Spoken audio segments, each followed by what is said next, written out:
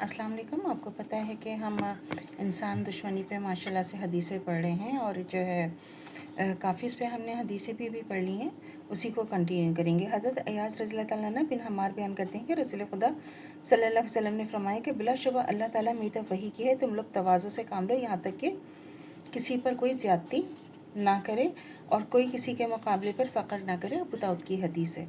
हज़रत इमरान रज़ी अल्लाह ताला अन्हा बिन हुसैन बयान करते हैं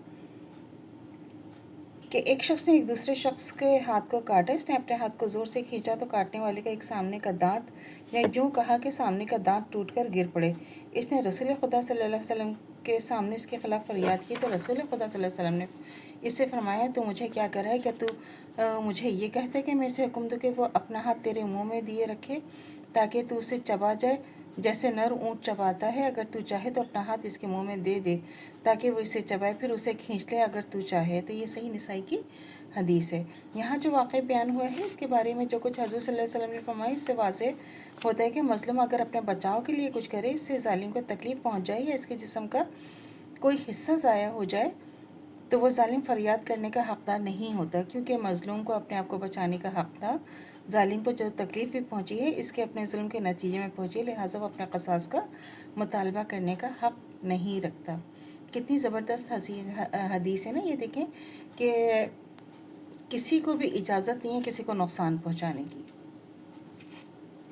हज़रत उर्वा बयान करते हैं कि एक औरत अरवा बिनते उवैस हज़रत सईद रज़ी अल्लाह ताला अन्हा बिन ज़ैद के ख़िलाफ़, जो कि अशर मुबशरा में से थे, दावा किया कि इन्होंने मेरी कुछ ज़मीन ले ली है और मरवान बिन हुक्म के सामने इनसे झगड़ा किया। हज़रत सईद रज़ी अल्लाह ताला ने फरमाया कि भला मैं इसकी ज़मीन में से कुछ ले सकता हूँ, जबकि मैं रसूल खुदा सल्लल्लाहु अलैहि वसल्लम से एक बात सुन चुका हूँ।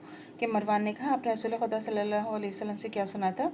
हज़रत सईद रज़ी अल्लाह ताला ने फरमाया कि मैंने रसूल खुदा सल्लल्लाहु अलैहि वसल्लम को फरमाते सुना था कि जिसने एक बालिश भी ज़मीन भी जुल्मन ले ली तो इसके गले में 7 ज़मीनों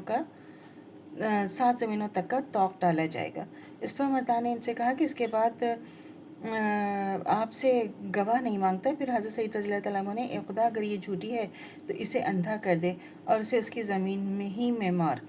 इस हदीस के रावी बयान करते हैं कि वाकई अरवा इस वक्त तक ना मरी जब तक कि वो अंधी ना हो गई। फिर एक दिन जबकि वो अपनी ज़मीन में चल रही थी, वो अचानक एक गड्ढे में गिर गई और मर गई। सही मुस्लिम की हदीस है। तो इसमें क्या है कि अगर आप देखें तो किसी को नुकसान पहुंचाना, किसी को नुकसान पहुंचाना, किसी को जो है तंग करना या किसी के साथ जुल्म करना, किसी के साथ नाइंसाफ़ी करना, किस कदर जो है उसकी सज़ा होती है और अल्लाह ताला दुनिया में भी दिखाते हैं और आखिरत में तो उसका है ही है। तो अल्लाह से दुआ करनी चाहिए जो हमारा ईमान है मरते दम तक कायम दायम रहे, ख़ात्मा बिल ईमान पर हो। इजाज़त दीजिए। अल्लाह हाफ़िज़। मेरे चैनल को लाइक कीजिए, शेयर कीजिए, सब्सक्राइब कीजिए। शुक्रिया।